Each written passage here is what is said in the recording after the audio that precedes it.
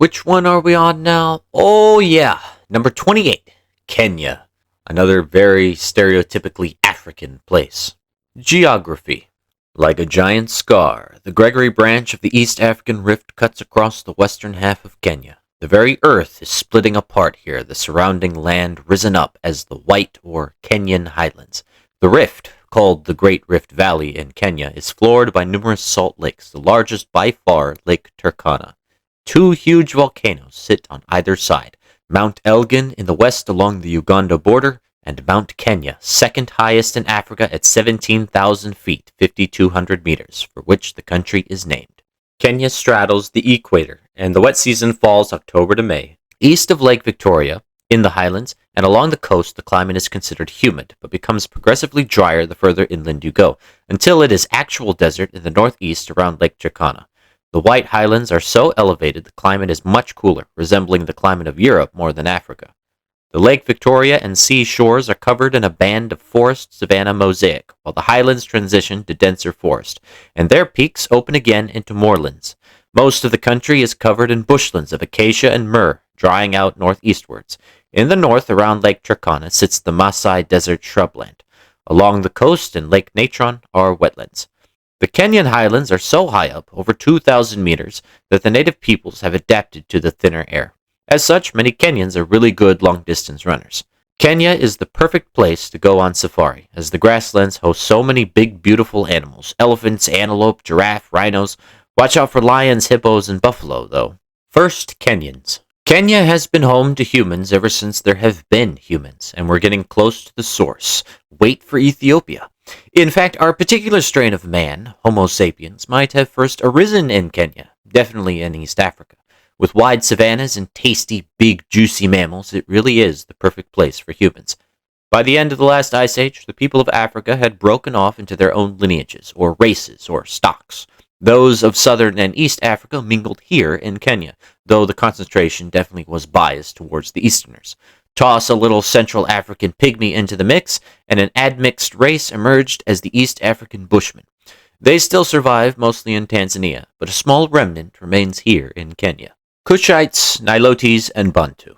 The Kuliaks of Uganda first entered the area of Lake Victoria as early as 7,000 years ago, and perhaps even ventured further south, but 3 successive migrations overwhelmed them. In Tanzania, we met the Kushites, who in Kenya play a larger role. Somalia will be their time to shine, but let's give a quick rundown. The Kushites appear to be a hybrid population of the native East Africans and Eurasians migrating back to Africa. They brought with them our animal friends, cattle, sheep, and goats, and by 5,000 years ago spread southwest into the bushlands of Kenya and Tanzania, possibly even further. For the most part, the native Bushmen were either swept away or absorbed, but around the mouth of the Tana River, a brave group found a compromise, adopting an aberrant Cushitic language while remaining distinct from their neighbors as the Dahalo. The next people, the Nilotes, who lived a very similar lifestyle to the Kushites, but apparently were more effective, came about 3,000 years ago from the Nile Basin, their southern branch crashing into the Great Valley like a flood. By 500 BC, their migration was complete, advancing into Tanzania and cleaving the Kushites in twain. Those in the east became the eastern Kushites, those west the southern branch. There is no western Cushitic branch. Now, the reason so much speculation remains about how extensive these people were is because my homies, my main men, the Bantu, just wash over about everyone they encounter in their great expansion across Africa, reaching Kenya by the dawn of the Christian era. The Bantu have been with us since day one. Just about every country in the southern half of Africa is at least partly Bantu. Sadly, Kenya is the end of the line. So let's give them a proper send-off. Iron Age farmers, the Bantu possessed the numbers and technology to replace and assimilate most other groups they encountered. They took over the shore of Lake Victoria, much of the highlands, and the Sabaki and Tana river valleys.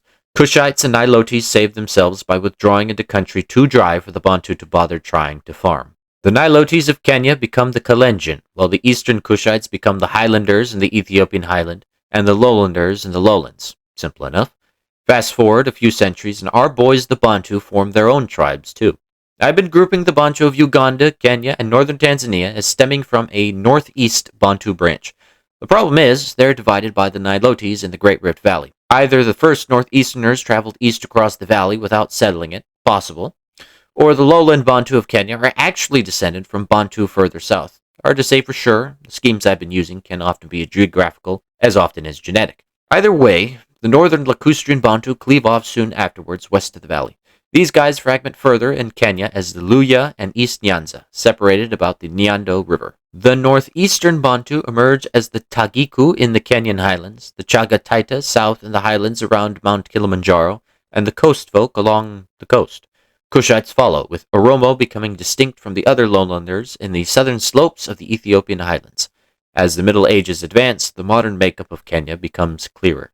The East Nyanza in Kenya become the north branch around the Mara River. Tagiku around the upper Tana River and Mount Kenya become the Kikuyu, those along the Ati River, the Kamba. The Chaga Taita divorce as the Chaga around Mount Kilimanjaro, the Taita east of them.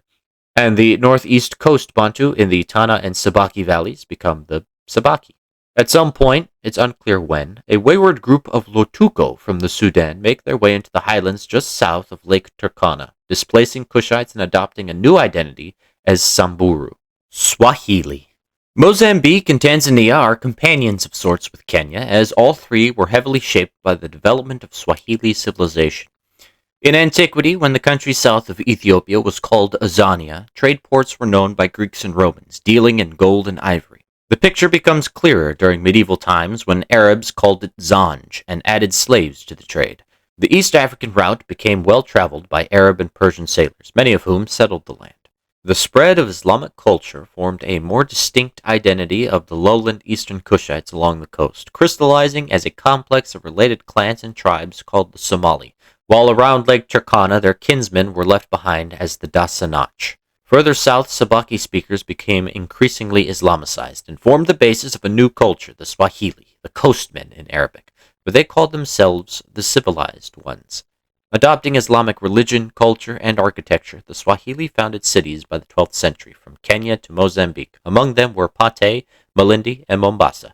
Kilwa, further south, flexed its imperial arms in the 13th century, and by the 15th had united the Swahili cities, extending as far north as the Juba River. But all was not well in the kingdom. Barbarians from the interior were an ever-present threat. Luo, from lands north of the Victoria Nile, eternal foes of the Kitaran Empire, settled the Winam Gulf, using it as a base to raid the Swahili and split the northeast Nyanza into Suba along the shore, Gusi in the upper Mara, and Kuria in the lower. A confederacy of Samburu clans expanded south into the Great Rift Valley, displacing the Kalenjin. Archaeology calls this newcomer culture the Sirikwa, identified with the Maasai of today. Internal struggles also didn't do Kilwa any favors, and by the 16th century Malindi and Mombasa broke away.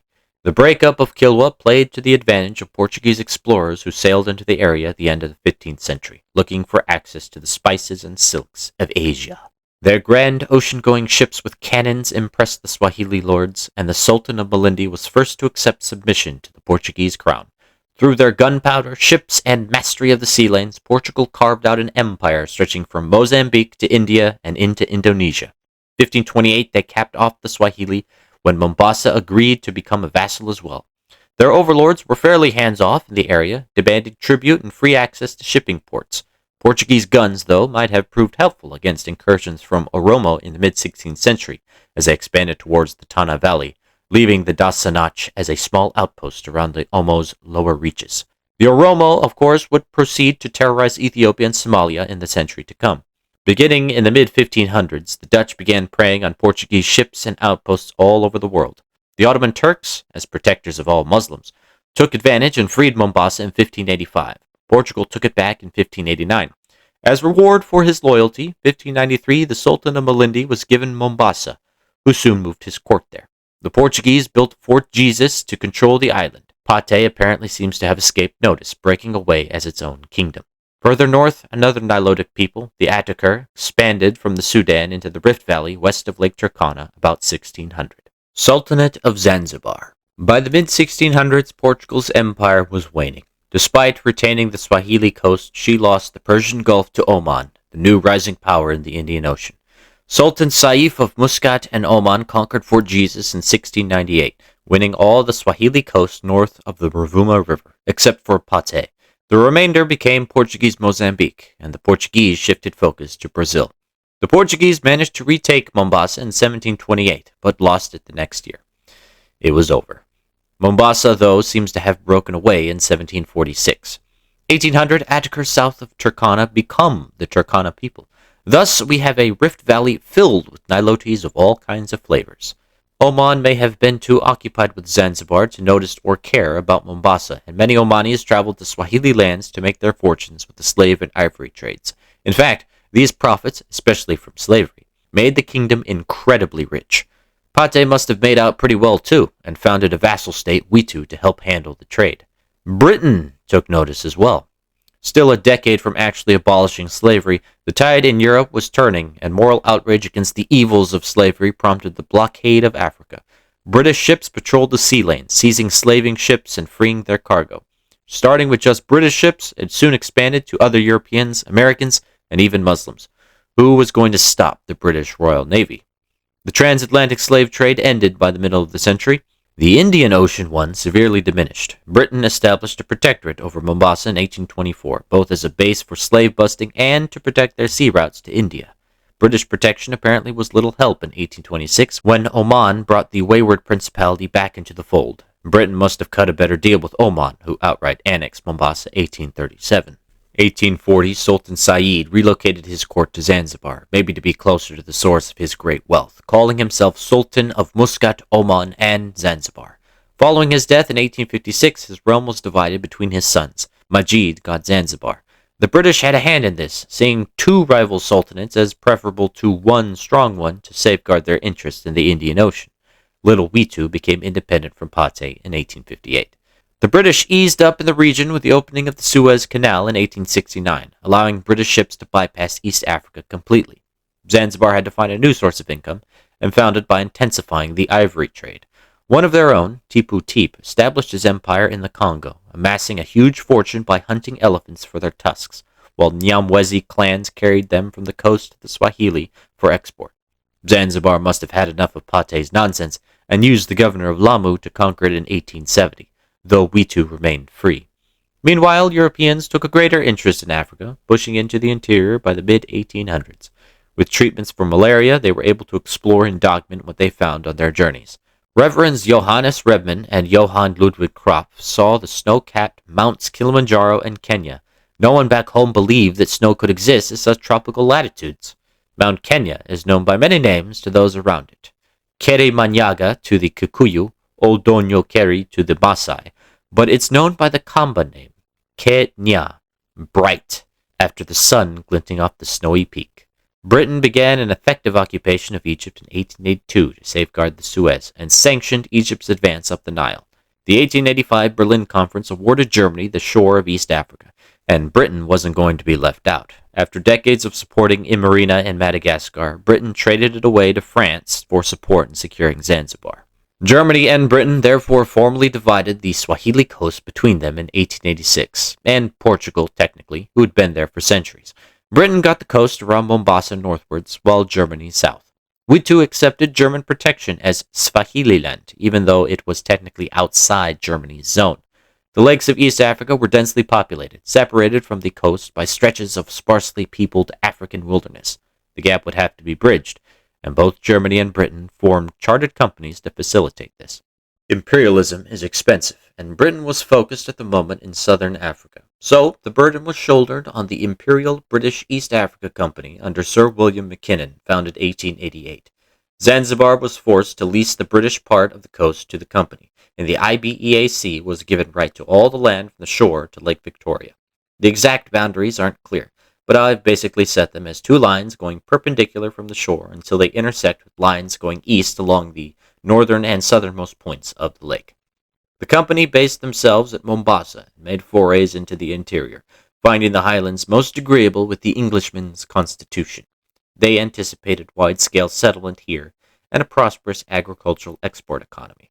Already their goals proved too ambitious. The company met resistance among the Maasai and Kikuyu, and never had the money to lay the railroad to Lake Victoria like they wanted. 1890, Britain and Germany signed a treaty to better lay out their borders. Starting from just north of Pemba Island, the line ran northwest, south along a floodplain, then north over Mount Kilimanjaro, and northwest again to the shore of Lake Victoria.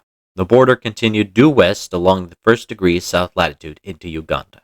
Swahili land became a British protectorate as Witu land, as did Zanzibar itself, ceding its southern coast to the German East Africa Company. 1891, another treaty was signed, this time with Italy, whom we haven't talked much about, but were working on their own colonial empire in East Africa. They chose the Horn of Africa, and Britain set their boundary along the Juba River. The company didn't have to worry about the Germans or Italians, but that didn't stop their problems. Soon the company got roped into political intrigues and civil war in Buganda. This net them Buganda as a protectorate, but the company could not afford to be waging war, especially without that railroad. Nearing bankruptcy, it was clear the IBEAC was not up to the task the British government had chartered it for. 1894, Uganda was taken away from them, followed in 1895 by the formal establishment of the British East Africa Protectorate. At the time, East Africa was separated from Uganda by the Mara River, then north along some lines that zigzagged through the Great Valley to Lake Turkana, called Rudolph then. The north border wasn't quite defined yet, at least to the edge of the Burina lowlands. East Africa Protectorate. Now with government money, the colony could develop in earnest. 1896, work began on the railroad, starting in Mombasa, and a bunch of Indian laborers were brought in to help. They were easier to corral than African natives, and were used to laying rail after all they did in India the past couple decades. 1897, Hugh Chumley, the Baron Delamere, arrived in the highlands and pioneered the farms the company had envisioned. He was among the first of the white settlers of the future White Highlands. It was tough going, with some of the workers even being eaten by lions, but by 1901 the Uganda Railroad was finished, ending at Kisumu on Lake Victoria. With vital infrastructure, 1902 East Africa was transferred from the Foreign Office to the Colonial Office, and would operate more like a colony than a protectorate, with local native government like Uganda enjoyed. Speaking of which, Uganda's East Province was given to East Africa, both to keep the railroad in one territory and add highlands available for white settlement. The new border began at the Sio River, up to some lines and streams to the Malaba River, across Mount Elgin, then down the Swam River to Lake Rudolph. However, the highland farms were short of labor, and the railroad had nothing to carry. At the same time, the new Zionist movement in Europe was shopping around for a suitable location for a new Jewish homeland.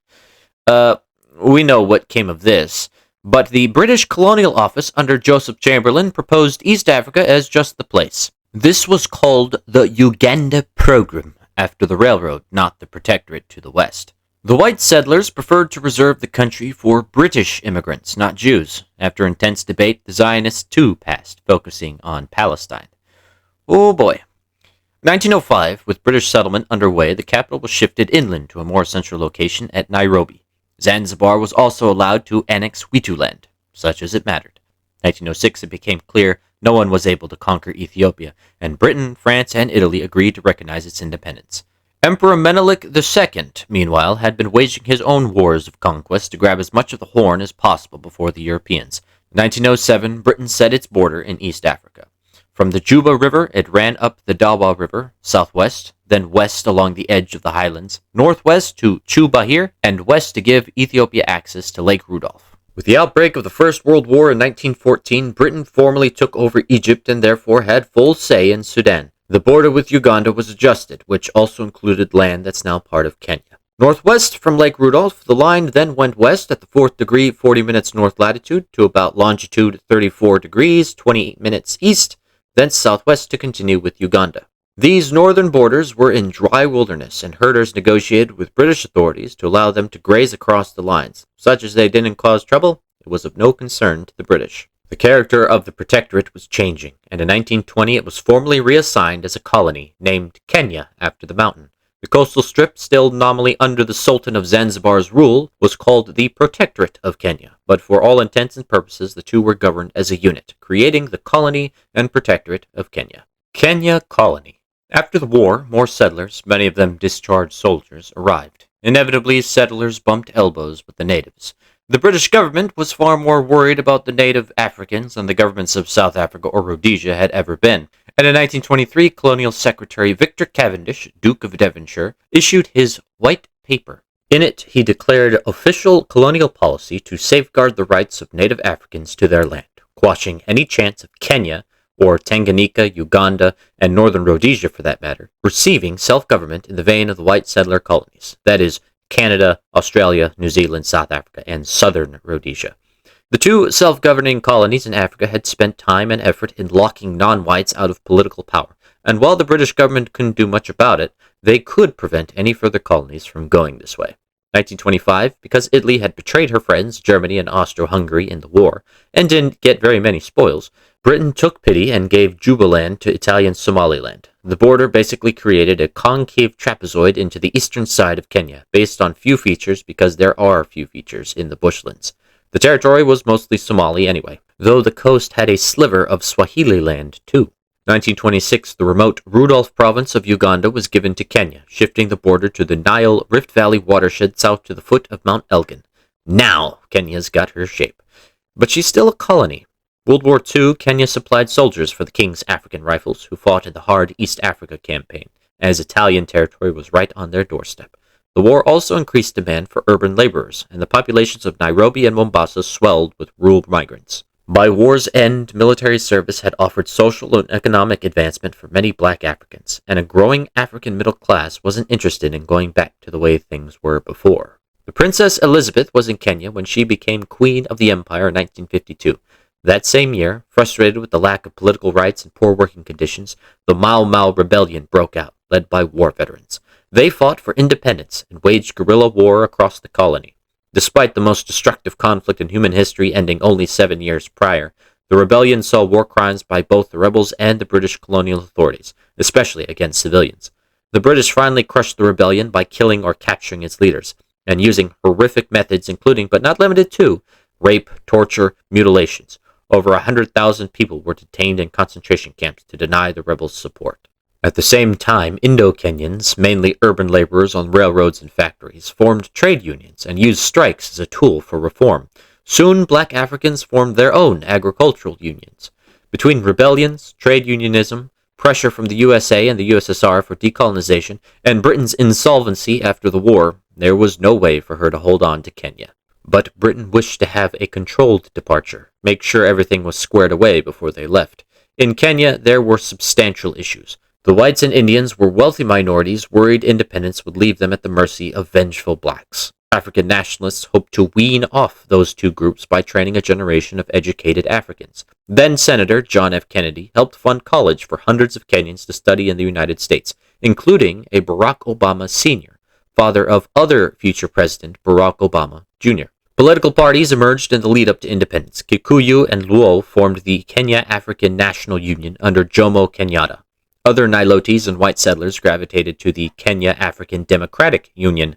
Negotiation between the two and the British government got heated over the future course of the country, but finally, December 12, 1963, the colony and protectorate of Kenya was abolished, replaced with the new Commonwealth realm of Kenya, Queen Elizabeth II as sovereign, Jomo Kenyatta as prime minister. The protectorate part was fully folded into the colony part, and Zanzibar agreed to abandon its claims to the coast. Republic of Kenya. Kenya was a federated commonwealth, divided into 7 provinces apparently based roughly on a corresponding ethnic group. Central for Kikuyu, Eastern for Kamba, Coast for Swahili, Northeastern for Somali, Rift Valley for Nilotes, Western for Luya, and Nyanza for Luo. This didn't matter much, as exactly 1 year later the Commonwealth was abolished and replaced with the Republic of Kenya, Jamhuri ya Kenya in Swahili, as a unitary state. Jomo Kenyatta became its first president. And yes, his name really was Kenyatta. Once in charge, Kenyatta shifted from his radical African nationalism to a much more moderate, even conservative position. He recognized that the whites and Indians of Kenya had important capital and skills and sought to bridge the gap between the 3 races of Kenya. He prioritized agricultural exports instead of diversification, which suited the white settlers just fine. Lack of major land reform, or Africanization of administration and business, caused frustration with blacks, and Kanu's opposition drifted towards socialism and the Soviets, as Kenyatta remained pro-Western. Political opposition and factionalism in his own party didn't bother Kenyatta much, as he cracked down on his opponents, harassing them and breaking up their meetings. Kenya became in practice a one-party state, authoritarian politically but liberal economically, and remained prosperous as Tanzania and Uganda suffered through their own issues. Speaking of which, the leaders of all 3 were buddies and had discussed an East African Federation. Each leader's conflicting accounts blame its failure on one another. Personally, I don't think anyone's heart was really in it. Just about Kenyatta's only worry were Somali rebels in the northeast trying to secede and join the newly independent Somalia. 1968, Kenya and Somalia patched things up, and the rebels quietly went home. Kenyatta would die in 1978, succeeded by his vice president Daniel Arap Moi. Moi was rather more corrupt than his predecessor and moved to concentrate all power in the hands of fellow Kalenjin. At this point, Kenya began claiming a small triangle of land in southern Sudan. The Ilemi Triangle was technically part of Sudan, but colonial agreements allowed Turkana herders to venture across the border and graze as needed. After independence, the issue became an international one, but the Sudanese civil wars meant the country could never actually govern the section. So, Kenya took it upon itself to occupy the land on behalf of the herders, and to this day still claims the triangle. Nowadays, South Sudan has inherited ownership of the triangle, but of course, they're engaged in civil war at the moment. Both parties seem to be content with the situation as is, though. Anyways, back to Moi. His presidency became even more dictatorial than Kenyatta, and in 1982 he banned all opposition parties. A failed military coup that year led to hundreds dead, and further tightening on power. Mio even had a fun place built, the Nyayo House, where dissidents could be interrogated and tortured. The West had liked Kenya as an anti-Soviet power in East Africa, but when the Soviets fell in 1991, Mio's services were no longer required, and economic stagnation did him no favors. Squeezed by the West holding foreign aid ransom, Mio had little choice but to allow multi-party elections in 1992. He still won, benefiting from weak opposition. He also utilized a divide-and-conquer strategy, exploiting inter-ethnic rivalries to remain in power. He won again in 1997, but his tricks ran out in 2002 when his party lost to multi-party coalition candidate Mwai Kibaki. This election was considered fairer and less violent than the previous, and unlike the past two Kenyan presidents, Kibaki was a more boring but diligent administrator type. He invested in healthcare and education, and the economy began to soar. But Kibaki also presided over corruption, and old ethnic tensions resurfaced. Kibaki was Kikuyu, and groups like the Luo, Kalenjin, and Swahili wanted more autonomy, even a federal system. Kibaki's solution was a coalition government in 2008. It didn't save his party in 2013, which lost to Uhuru Kenyatta, son of the late first president. Benefiting from more explosive economic growth, he attempted to reform the constitution, though his critics saw it as a power grab. It was stricken down in the Supreme Court. This, along with embezzlement of COVID-19 relief money, damaged the ruling coalition, and William Ruto won the presidency in 2022. Since then, Kenya has remained fairly stable and peaceful. Not as free or high trust as Westerners might be used to, but definitely better than many other African countries. The economy has ballooned, helping millions out of poverty, and in fact is East Africa's wealthiest nation, considered lower middle class among countries. Agriculture, especially tea and coffee, remains a major sector, but industry has joined. They build cars and refine oil, even build ships in Kenya. But services have risen to dominate, especially telecommunications. Nairobi is now a hub of finance and commerce, and of course, tourism is super important, collecting off all the rich people what want to go on safari and shoot a buffalo. A new East African Federation was supposed to materialize by now, but the members of the East African community keep dragging their feet. Personally, though, I think Kenya is doing well enough as is. Kenya was fun, huh? East Africa hasn't been too bad, more happy endings than in the central part. But next up is Somalia, which has a, shall we say, reputation. See you there.